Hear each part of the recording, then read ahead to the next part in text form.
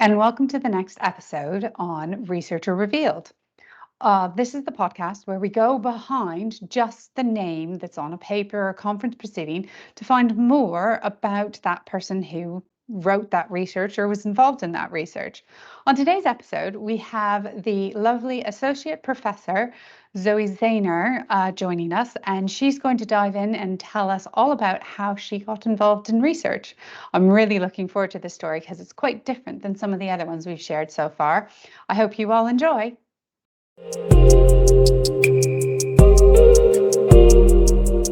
Hello, and welcome to the next episode on Researcher Revealed, the podcast where we go behind just the name that's on a paper or a conference proceeding to get to know the researcher behind the researcher.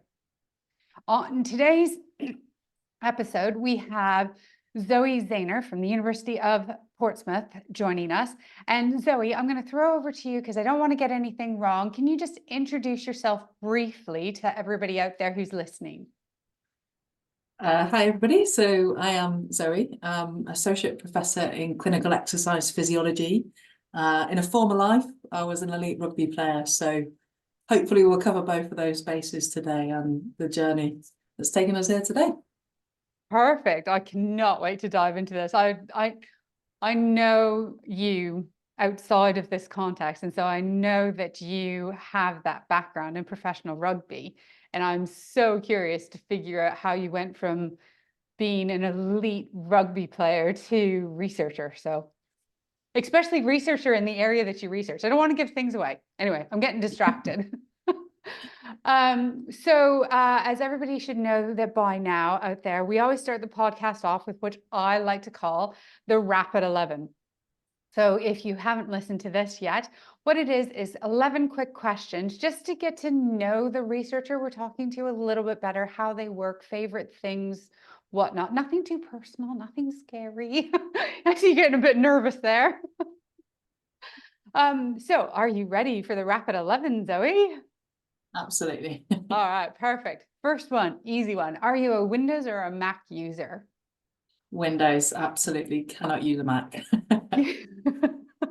The same. Are you a tea or coffee drinker? That's a difficult one. I've got a coffee here, but I think the best thing I discovered in my 30s is Lady Grey tea. So I'm slightly obsessed with Lady Grey. So you both, if you were like forced to decide and you could only like desert island disc moment here, you're on an island and you can only take one with you. Which do you take? If I had to take one, coffee. Yeah. Yeah, fair enough. It's tough though. Pardon? It's a very tough decision, that actually. When you are writing, do you prefer music or sounds, or are you a silence kind of person? Definitely not silence. Most of the time it'll be like an epic movie soundtrack. Harry Potter, Best of Hans Zimmer. Yeah, that's my kind of take on the world vibes when I'm writing. That's really cool. I think I'd probably not do well with that because I'd get wrapped up in the emotion of the soundtrack and end up like crying in the corner or something. Or like my paper would go from sounding quite scientific to like very dramatic.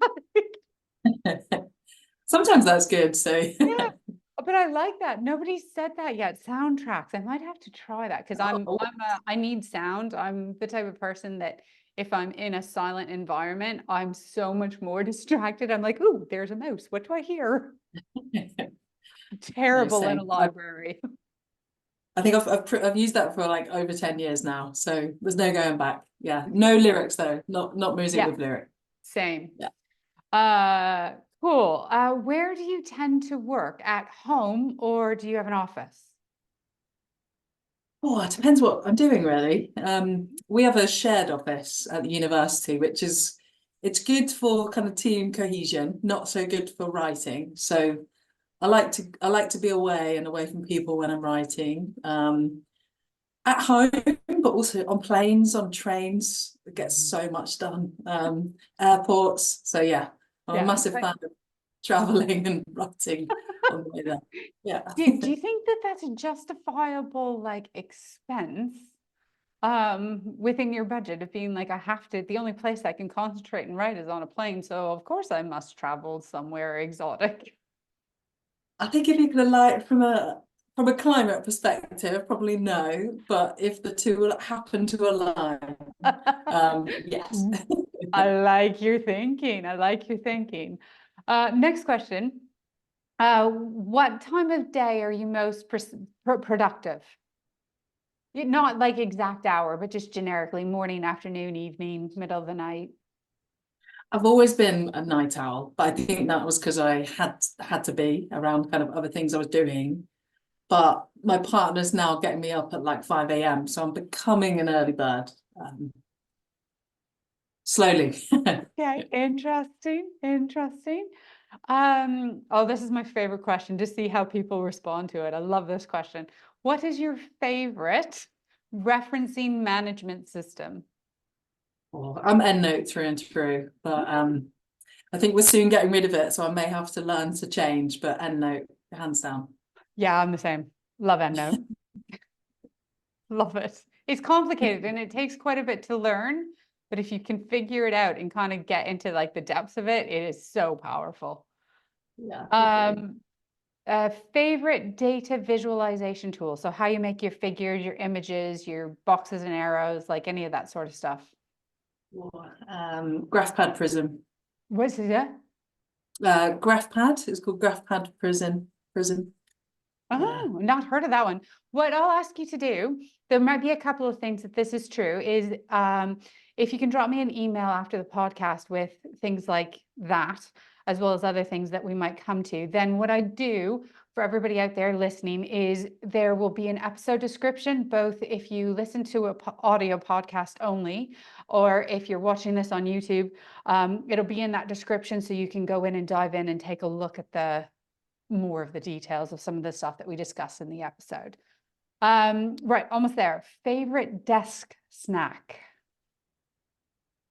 Oh, that's a tough one.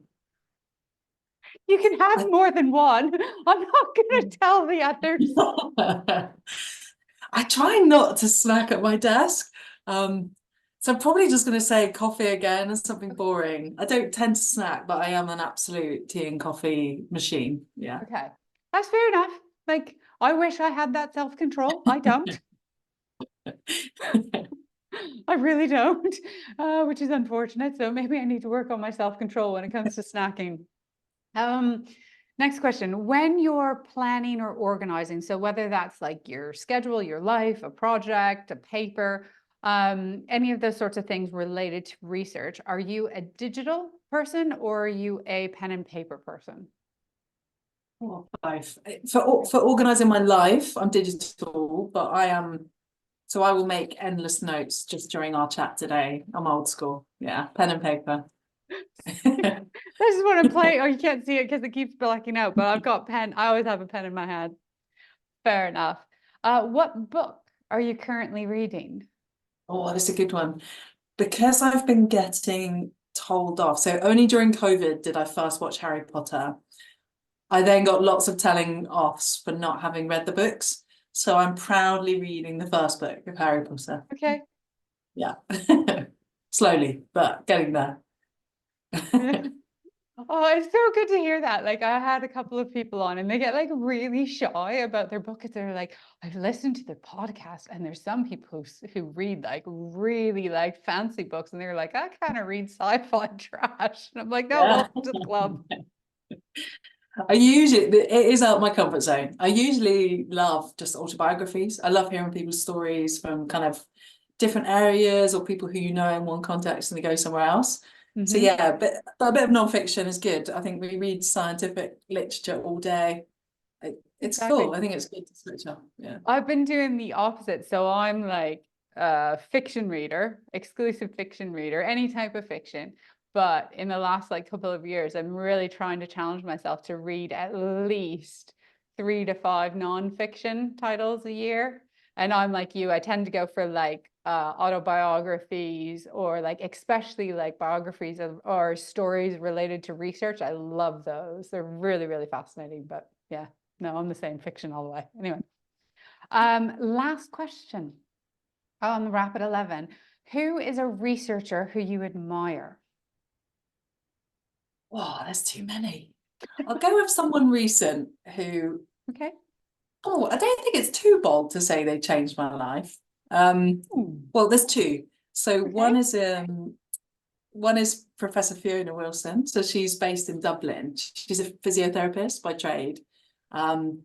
So we first met on a kind of rugby welfare group, and I wasn't sitting there thinking it would be anything to do with research. But fast forward a couple of years, and now we're doing lots of research around long-term athlete health together. And she's just been pretty epic. I think somebody who can open the door and let you into, or help you into a group that you've never been in. And I had huge imposter syndrome, despite being a researcher, because I've never worked in that space. So she's pretty awesome and Okay. deserves a shout out. And then the second is Dylan Thompson, who's based in Bath. So he does a lot of research around diet, physical activity, obesity, but he's done all sorts. And he's been kind of mentoring me over the last couple of years.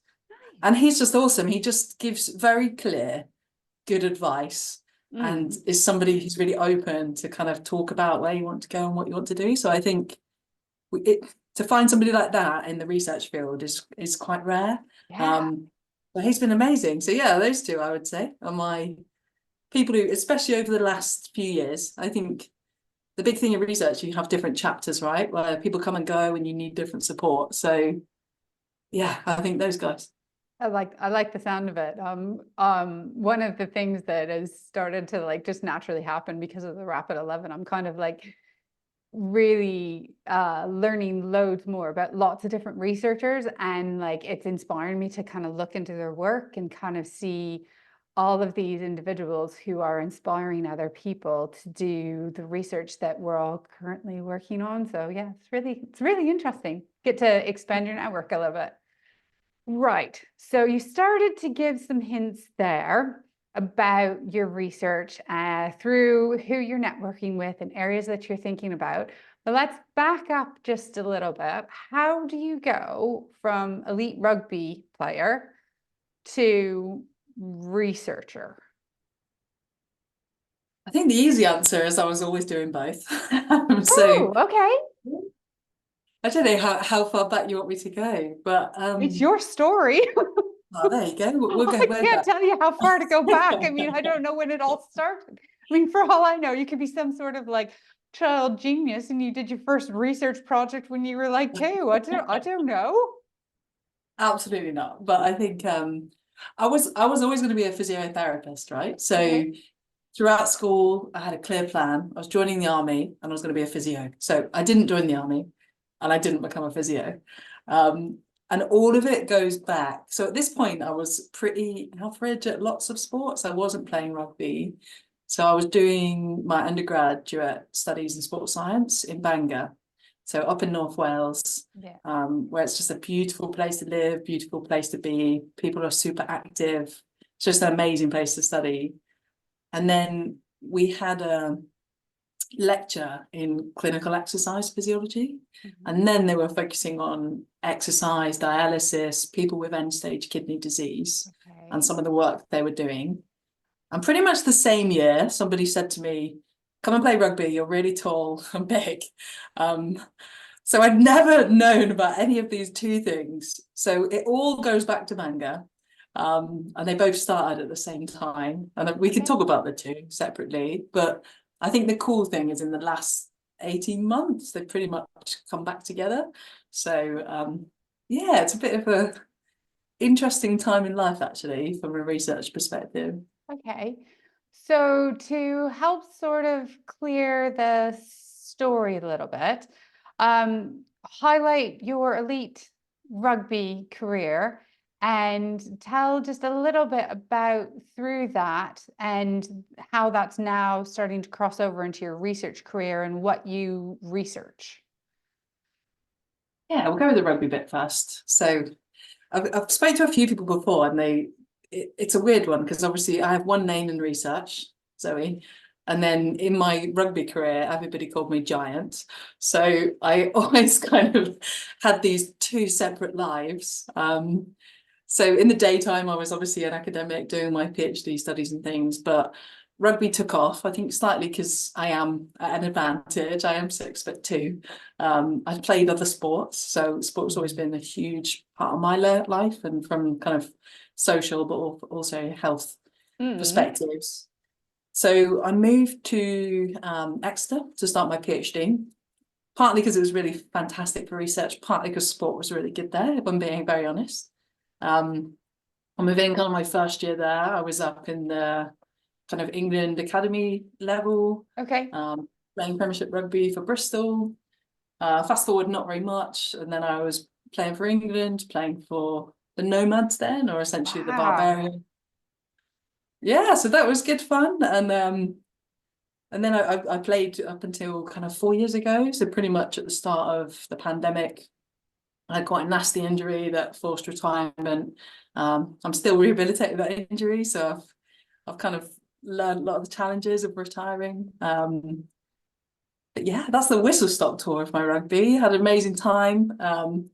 Was involved in some kind of first of opportunities, first Premiership game on the TV, first game to be played at the Stewart for Harlequins. So it was pretty awesome. And obviously women's sport is, it's on a meteoric rise at the minute. It is. Okay, so that's rugby. So now research. So you were in the clinical course up in Bangor. How did you go? What did you do your PhD in, and how did you sort of develop yourself from that point of view? Yeah, so like I said, it goes back to literally one lecture as a second year undergrad student. So I thought I was going to be a physio until we had this session around. So my undergrad was sports science, my master's was exercise rehabilitation. So that includes long-term conditions as well as working with injured athletes, right? And this kind of session around exercise for long-term conditions was really exciting. Then I stayed on and did my master's studies. So in that year, I did some work with people with kidney disease. So we were looking at therapeutic exercise to improve body composition, to get people on a transplant list. I also got into respiratory a bit. So we were looking at exercise in the cold, and chronic bronchitis and asthma. Yeah. And then I was actually sat in the library with my now colleague, Dr. Ant Shepherd, because we were studying together. And he was looking at PhDs. I didn't even know what a PhD was, if I'm being honest. And there was a PhD in cystic fibrosis. And I knew that I wanted to be this clinical exercise physiologist, but at that time, it wasn't a job here in the UK.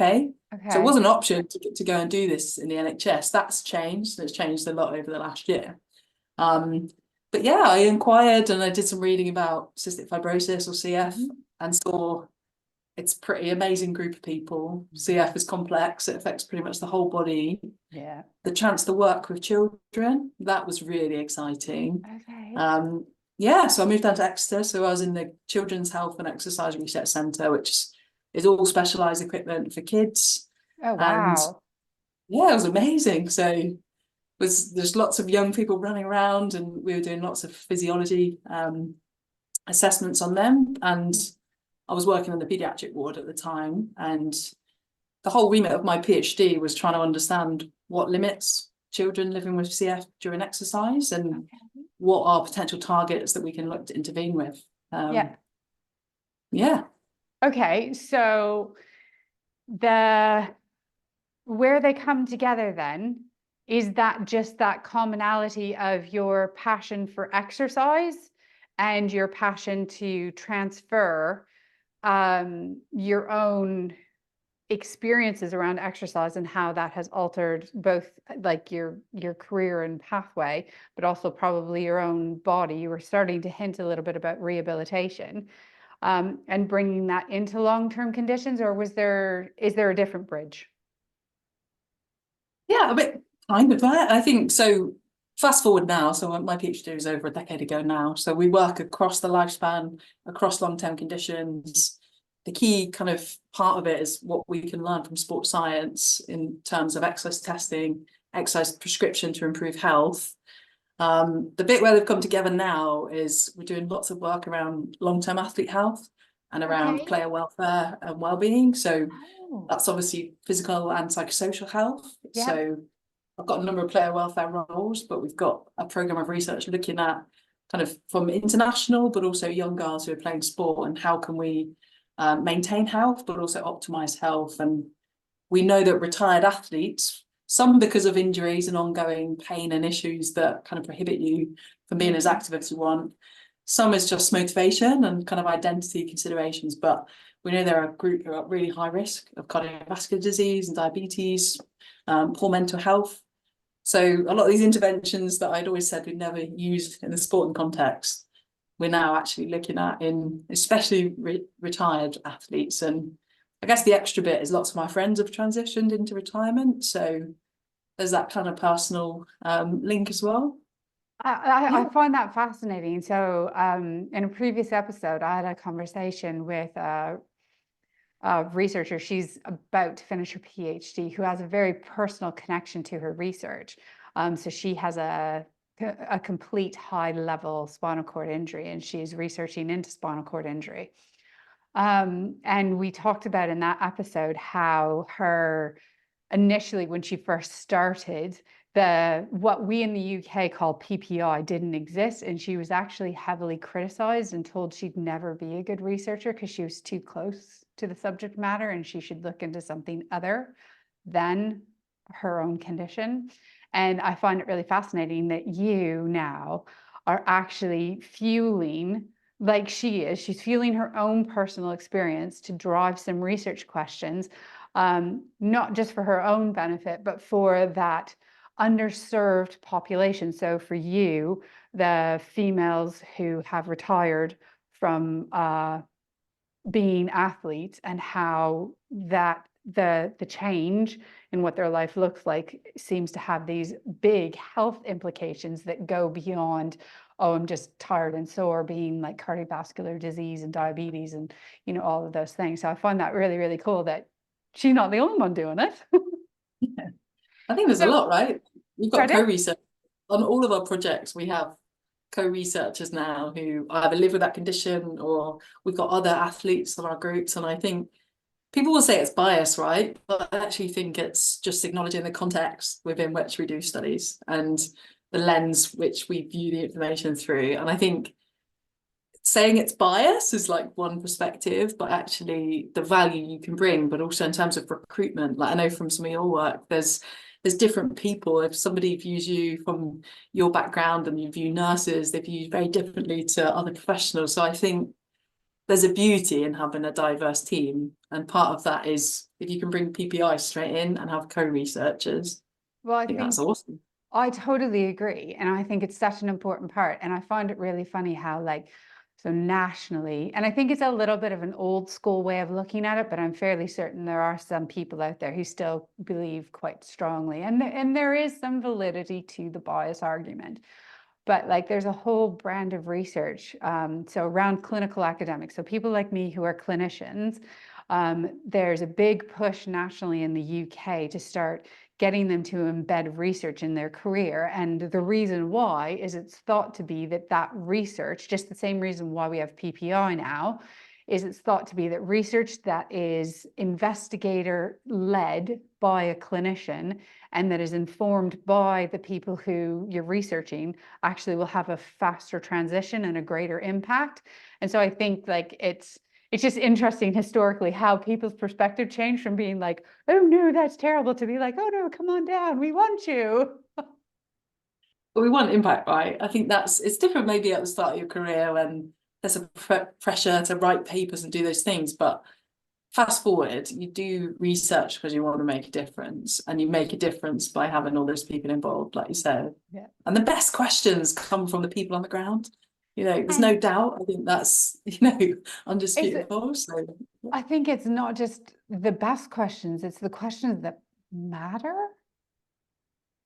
you know, like that are going to make a difference to the people who are facing the struggles, rather than somebody who is so far removed from that situation and is like, you know, doing research for a gain in knowledge solely rather than that impact factor. And there's room for that within a research world. But I think especially like your interest, my interest being health in general, I think it's very key that those research questions have impact. I can remember when I was in like my undergrad that I went and the very first sort of like paper, and I started looking at like articles, and I was reading them and I was like, these are from like 1960 and they're saying stuff that we're not doing, even though they showed it worked. And I'm going like, why haven't we done this? Yeah, and it's humbling when that happens, right? Yeah. And so that's always my own challenge to me in my own research, is being like, well, how can I, what steps can I take to try and increase its impact? And for me, I think being connected to those communities that you're hoping to alter with your research is a good start anyway. Yeah. Right. The other thing I wanted to, so you're doing around athletes. So has the cystic fibrosis thing and long-term conditions, because you mentioned you also did some research into kidney patients as well.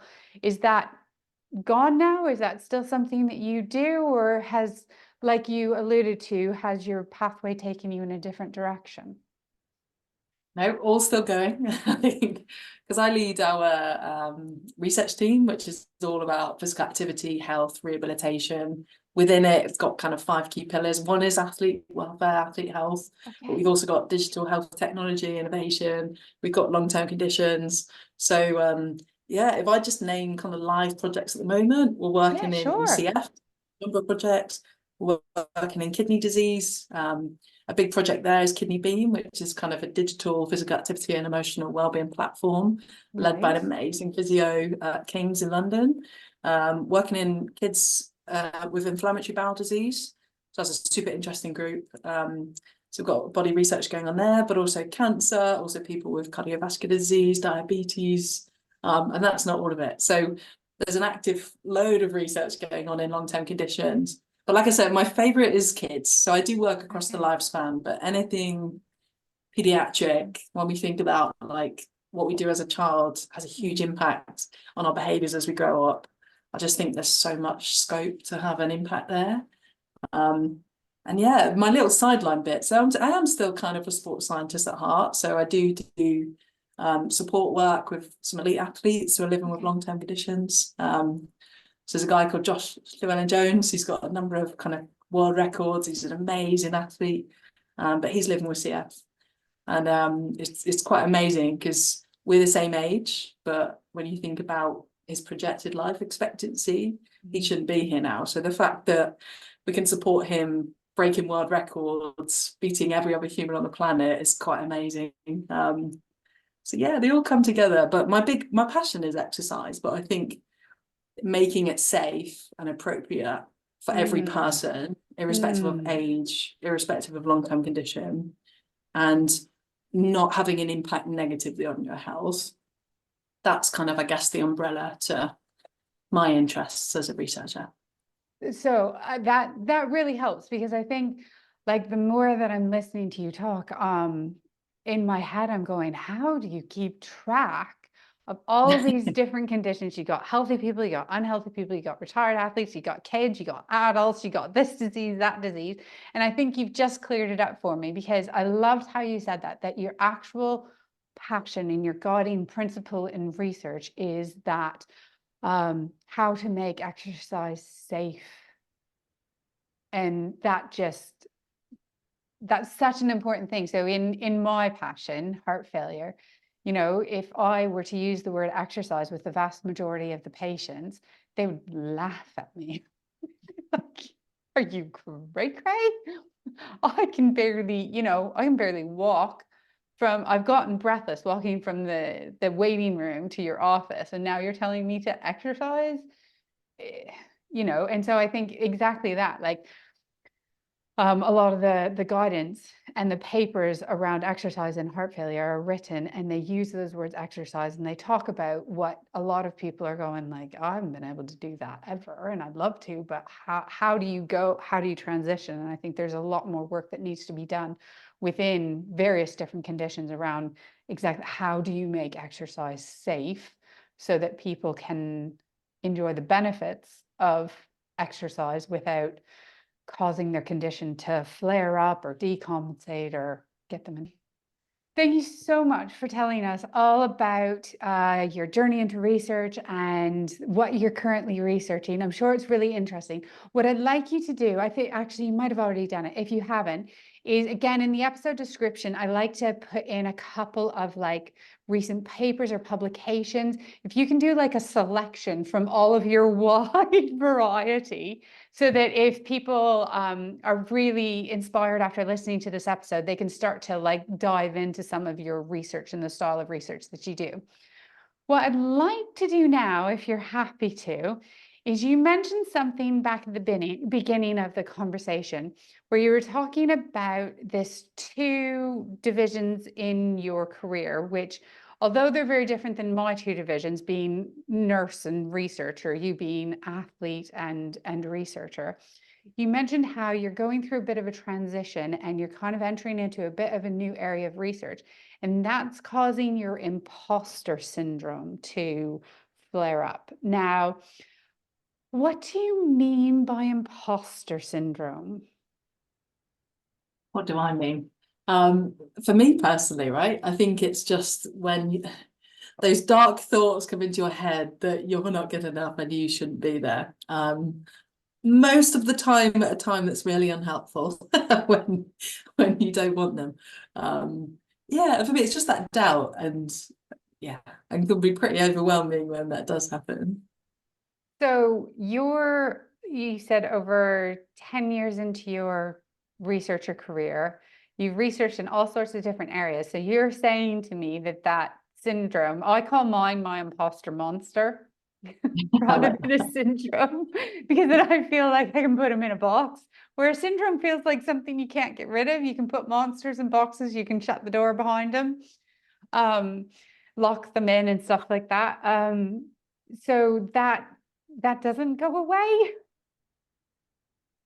No, I don't think, but I think that's a good thing to share, right? Like I've spoken to senior colleagues, especially like within my discipline, but people from all sorts of walks of life that you look at and they come across so confident. And you have a conversation where you drop in, oh God, I'm feeling a little bit of an imposter here. And they say, yeah, mate, I often feel that at times. And it, I think it's good. I think it's really important that we talk about that. It's not great that it doesn't go away, but I think it's really important. And especially when you maybe slightly change your job or you go into a slightly different role and there's change and there's new things you got to learn. I think it's really good to talk about the fact that no, unfortunately, the monster doesn't go away. Maybe we get better at caging it. But yeah, it's still there, growling away in the corner. So for you, how do you, if we're going to use my analogy of a monster, how do you cage your imposter monster? Like what are useful techniques that either you've used or mentors of you have used in order to control the monster or cage it? Because for me, I think I really struggle with knowing the difference between recognizing when it's my imposter monster and when it's actually, I don't know what I'm on about. Yeah, it's good to know, Rich. What's worked for me? Probably two things. Like the first general one is just having those trusted, like a couple of trusted friends and colleagues. So people that have known you, right, for a long enough. They know what you do know. They know what you're good at. They know the skills that you bring. Just having those honest conversations. And I think maybe it goes back from my like sporting days. We had sports psychologists in sports psychology. They talk about boxing the chimp and all those different theories. I've read that book, The Chimp Yeah, Paradox. so, and it's all the same, isn't it? And I think just having a couple of honest friends who will tell you at the time, no, mate, I don't think you know this, or this isn't an opportunity for you. But on the flip side, those people that will say, I actually want to say, I think you'd be amazing at that. And they will push you to get outside your comfort zone. But the other thing, so over the last kind of year, I kind of invested in a coach. So we were offered a few coaching sessions, and we talk a lot about mentorship, right? So you said to me, any mentors? I like mentorship, but I've realized I absolutely thrive when you have a coach. So the person who will ask more open questions. And it's really you talking to yourself, right? Like they're just facilitating the conversation. And I wrote down something because I had this exact conversation with my coach quite early on, actually around academic promotion. So I'd just been promoted to associate professor. And I think one of my first experiences, I literally looked around the room and went, I shouldn't be here. And then ran away to my coach. And then they delved into well, why did you feel that way? And I said, because I felt really different. And they flipped it and said, what if your difference is amazing and you're going to bring something completely different to that group? So that's why, like, coaching for me, it's, yes, maybe it's time and expense at times, but I think speaking with someone who doesn't know you and having those open conversations is equally as good as your like very close circle and your mentorship circle. Okay. Yeah. I love that. Okay, so have your mentors plus your coaches. Yeah. But So the key thing, I think, people, they respond differently to both, right? Like I mentor people and I do a bit of coaching now as well. And all our different personalities, there's no one answer. I think that's the big bit. There's no one remedy to box the imposter monster. But there's all these amazing ways that we can open up and kind of learn from what we're going through and share it then. I always feel a bit of an obligation really to share this stuff with our junior academics. I think like things that you're saying that I'm absolutely loving, and it's one of the main reasons behind having this podcast is, if you go onto podcasts, pick a podcast platform, the amount that you're going to find around research is very limited.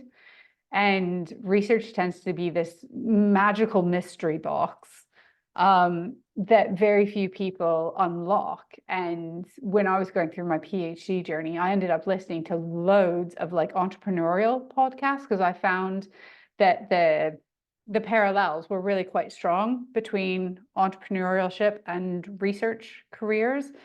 And so it's very interesting to see those parallels and hear that I'm not the only one who's doing that. Yeah, 100%. And I think we have to keep doing that. We have to keep doing it with the new generation coming through, and that's what's so important. I try and do that with PhD students, but also healthcare-based interns and all the people that come in and want to try research. Excellent.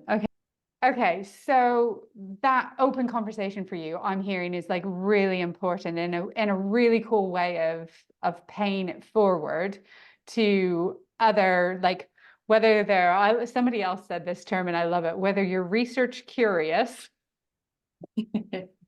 or you're actually in the jungle of research. I love that. Yeah. Okay, so you're associate professor, you're dabbling in lots of different types of areas, like sub areas of research, but mainly focused on that impact that exercise can have in a given population. And it's more that population that shifts rather than your core of research. Recent promotion to assistant professor. So what is next for Zoe Saynor? I don't know. Yeah, I mean, I'm 36. I still like to think that's young. So I genuinely don't know. I will still be in research, but I really love the work with policymakers, with stakeholder groups. So like I said, I've got a few kind of welfare board roles in rugby that keeps me in touch there. I do work with Physiological Society. That's all about bringing clinicians, physiologists together. So I don't know. People always say, what's your 10-year plan? 5 years, I'll probably still be doing research in this area, taking on opportunities. 10 years, I don't know. Yeah, I'm open to. I'm happy with a 5-year. I didn't say 10-year. I'm just more like, so I think I think one of the things that since I started doing this podcast that I find really interesting, because I'm talking to people along all sorts of their journey, is just kind of getting a scope for, for where you are currently in your own personal journey. Is that sort of you like obviously promotions and bigger research grants and stuff like that, but do you see yourself continuing as an academic researcher, or like you just hinted there, are you kind of dabbling with the idea of more becoming like a policy maker, because there's still research embedded in that, and I think that's the really cool thing about research is you don't realize how many doors that will open. So that's more what I'm picking at, if that makes sense. Yeah, and probably I think I sit in the middle. I think this challenge a little bit. I think there's no rule that says you can't be a professor who is also involved in policy making. And I think even myself, it's quite scary to go and speak to this eminent professor, but every time you do, you realize they're just people doing something they're interested in, right? And I think that's what really opens my eyes, that we don't have to just do research. Like we spoke about impact earlier, and the cool thing about research and the cool thing about being an academic is the flexibility, is the fact that, if there's an opportunity to engage with Parliament, or there's an opportunity to engage with a big charity, we can take that, right? So I think I see myself somewhere there. I'm very driven now by not just characterizing things in the research we do, but like we spoke about earlier, actually implementing change, and where we have a voice, shouting about the need for change. So, we're doing some work at the minute around like heat resilience. The world is getting hotter. Physiology is important. We need to look after vulnerable groups. And, we have a voice as physiologists. So we've been going to Parliament and, voicing why this is important and what we can do. So I probably see myself in the middle. And I think I go back, and again, this is really important for, we said, people dipping their toes into research, is that doesn't mean you just then give lectures and you go to conferences and you write papers. It's like this way bigger thing that has so much flexibility. And that's the awesome bit. I think we often talk a lot about the challenges of research, challenges in academia, but the autonomy is amazing. I think I'm But yeah, I think I will carry on when opportunities like that come up. so I'm going to push you on this. Do you think, because I totally agree with you, and I didn't fully understand the level of autonomy and opportunity that doing my PhD would open up to me. And like, I'm loving exploring that at the minute, like a year and a half after finishing my PhD. So I'm still quite early on. But do you think, so you're in a weird way similar to this new group of researchers that the world is liking to call clinical academics.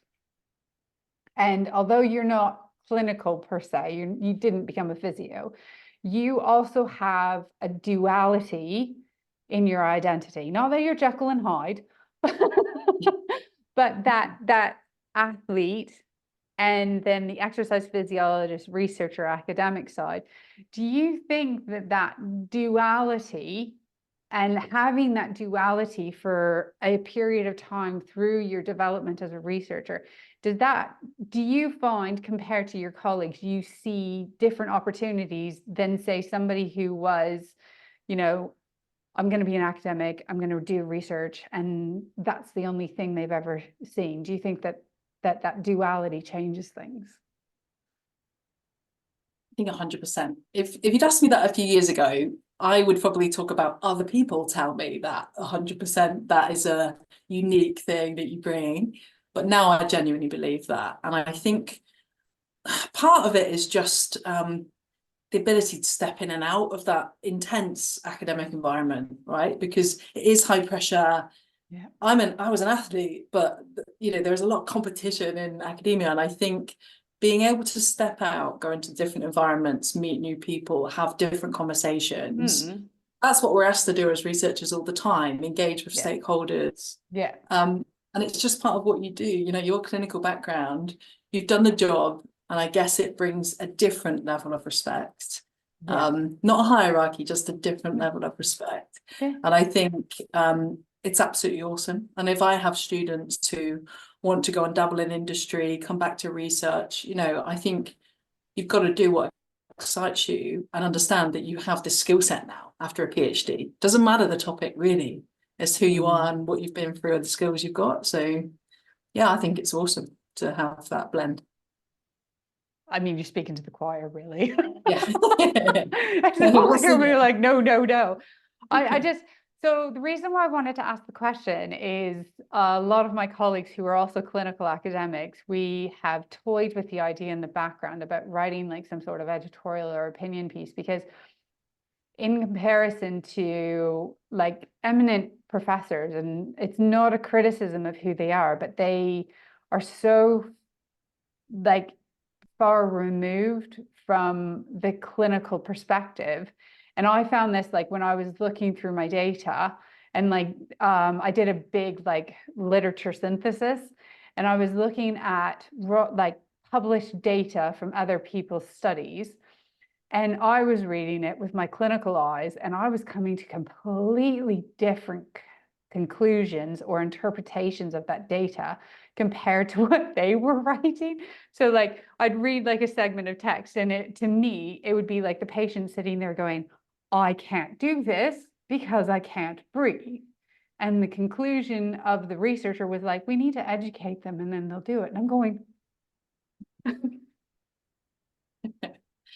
I've got other friends who similarly, because they're able to more, they've got that closer, more intimate connection to whatever you with your athletes, with being connected to the various different populations that you work with, the kids and stuff, all the way to us as clinicians seeing these patients in clinical environments. I think, you know, go back to that bias again.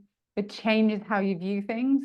And I think that's really important in research, because I think the closer you can get to that reality or that person's reality, then the better off you're going to be able to represent and then become that advocate that you're talking about. But glad that it's not just us crazy nurses.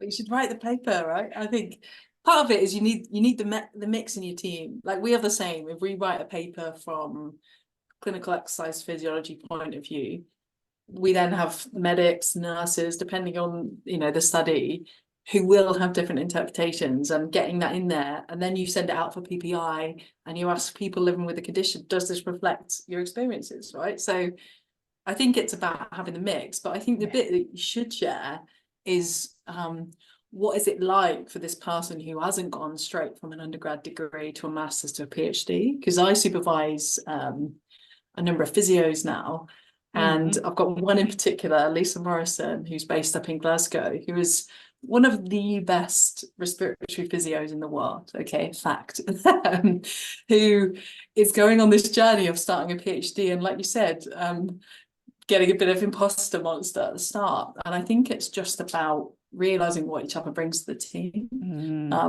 Because you guys sharing your experience is so important for people like us who are working with researchers like yourselves. And the fact there's different pathways, again, I think is amazing. And I think it's really important, even if you are primarily doing research and you are slightly detached. Personally, I think there's no excuse to not stay in touch with the work that you're doing. So even if it's a day, a month that you go and shadow like an outpatient clinic, or you go to a charity meeting with parents, you know, we do things like that. And that's what's really important. Like I don't get to spend so much time having fun in the lab anymore because I've got a team who are doing that. But I still make an effort to go to clinics, to engage in, you know, the work we do with these groups, because you very quickly don't know what's going on and you don't have that contemporary insight. So yeah, write the editorial and share the experience. That's But I actions think after like the. for me, hearing you say that, like, I think that's such an important thing to highlight, is that like, as not that it's necessarily inevitable, but it feels a very natural progression to me that as your career progresses as a researcher, the let's say the path of least resistance. I'm not going to say easy, but the path of least resistance does take you away from that close contact.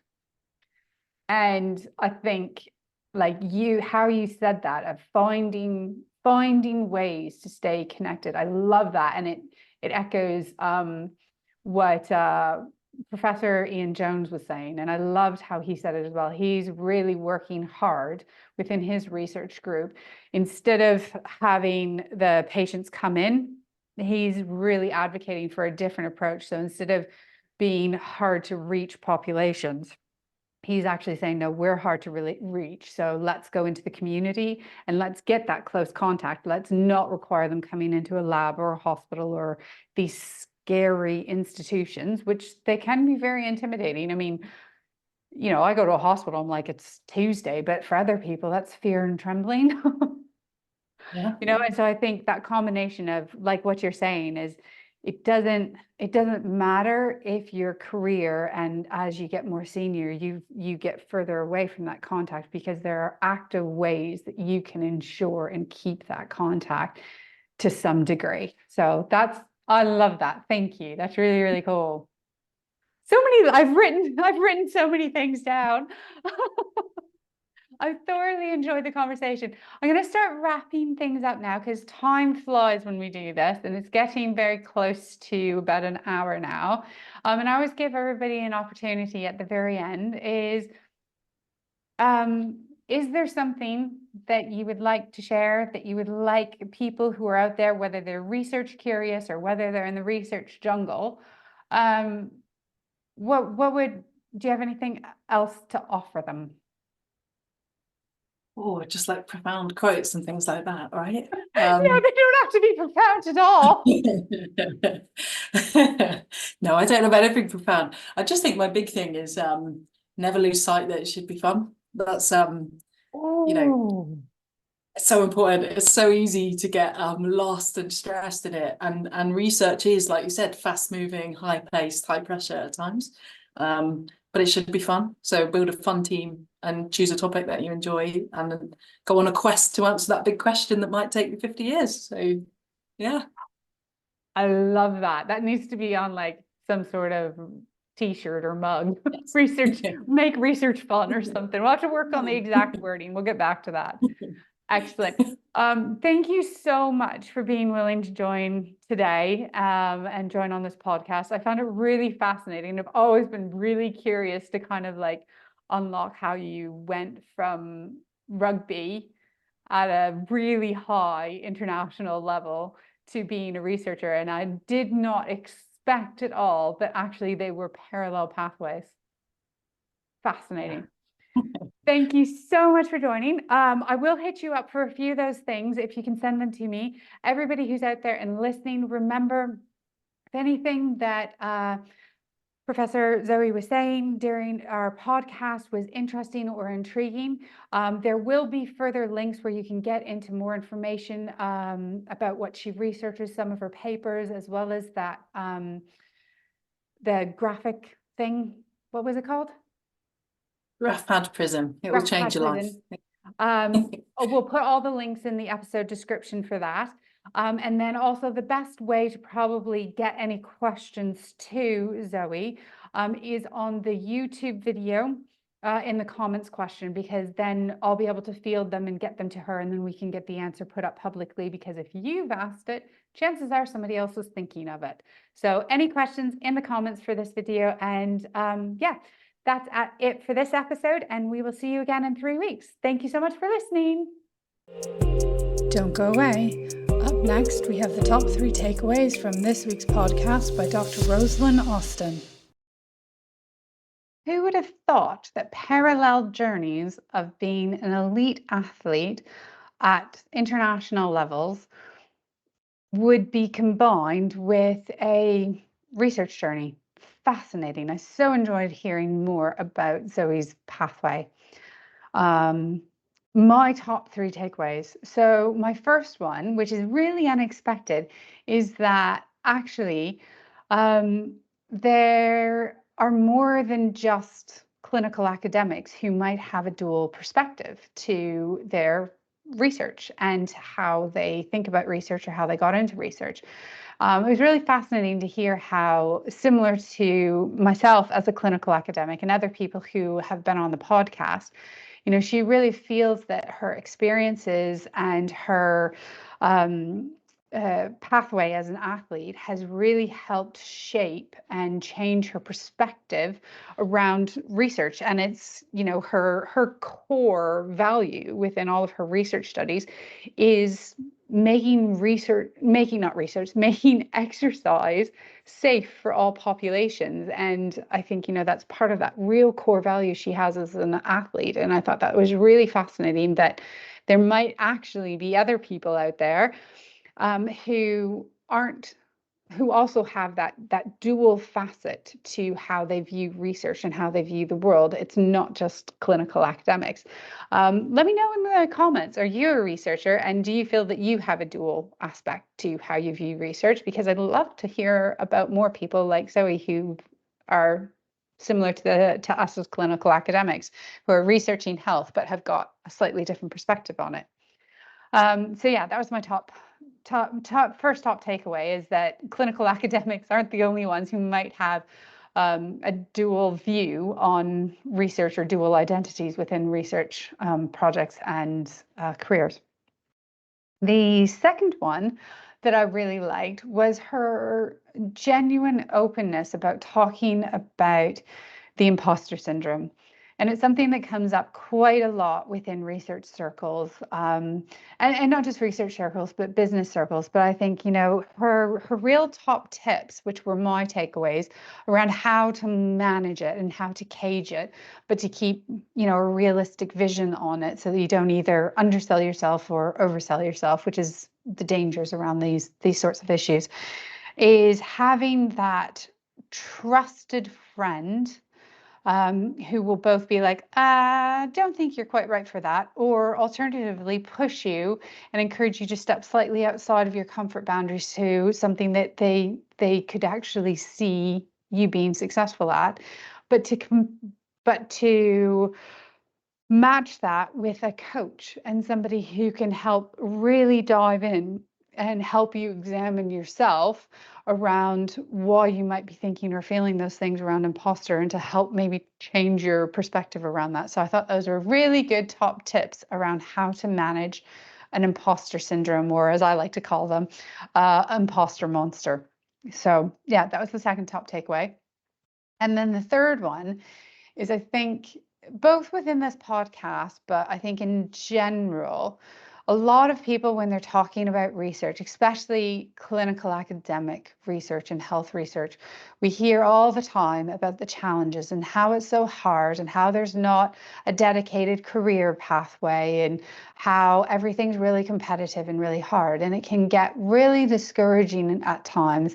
And I loved her real zest and passion, and her gentle reminder of being like, you know what, this role in this job actually does have a real golden key, and that's around its flexibility, its ability to give you the license as a researcher to decide what that core passion is, and then allow some diversity and different experiences around how you're going to be looking at that core principle. So, using her as an example, she has that make exercise safe as her core, and she's now applying that in elite athletes who are retired, children with severe chronic illnesses like cystic fibrosis, other patients who, IBS, chronic kidney disease. Like, she was talking about so many different clinical pathologies that she's applying that. So she gets lots of diversity, but still keeps that core. So having the flexibility to build that, she sees as a real golden key. And then her parting words of wisdom that I think get wrapped up in that is actually to remember that make it fun, make it, you got into research for a reason, you're passionate about it for a reason. And yes, there are challenges, and I'm not trying to take away from that, but find ways to keep that spark and that passion alive, and whether that's building, a really good supportive team around you that you can have a giggle with, or whether that's, finding people like Zoe who can, help keep that spark alive for you. So that was my third top takeaway, is see research as that golden key that can open both flexibility within your research career, but also to remember to have fun. So yeah, that's my top 3 takeaways for this episode. I hope everybody enjoyed it. The podcast is growing, which is really exciting to see. Remember to like, comment, and subscribe if you're watching this on YouTube. If you're not watching it on YouTube, then, and through some sort of podcasting platform, do drop us a review. And again, if you can subscribe, it will just really help, not necessarily me or this podcast, but it really helps push it up the algorithm so that it's easier for other people to find, and to spread the word about the podcast, that we are working at trying to help inspire other people to get involved in health research. So it would be great if you could do that. Like I said, as always, there will be a just detailed description for this episode that will have where you can follow Zoe on social media, some of her publications, and then some of the other things that we talked about during the episode as resources. So whether it's the data visualization or the book she's reading, you can get those details down in the description. And I think that's it for this week. We will see you again in 3 weeks' time, and it'll be another exciting episode. So I will speak to you all then.